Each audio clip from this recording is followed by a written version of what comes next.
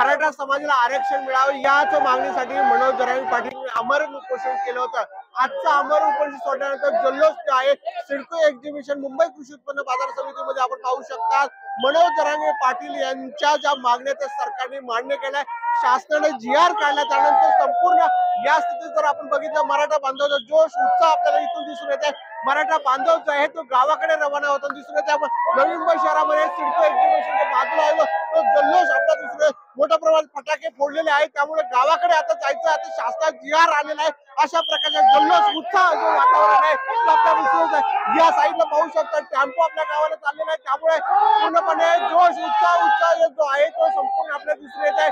मराठा बांधवांचा 4 दिवसापासून ते 5 दिवस झाले आंदोलन होतं, 2 दिवस झाले त्यांची गैरसोय होती, अखेर सगळं काही जे आहे गावाकडे जायचा असा निर्धार जो आहे तो व्यक्त केलेला दिसून येतो। त्यामुळे जोश उत्साह घेऊन जो आहे मराठा बांधव जो आहे तो आता गावाकडे चाललेला आहे। कॅमेरामॅन ज्ञानेश वाडेसह विकास मिळे, साम टीव्ही, नवी मुंबई, मुंबई।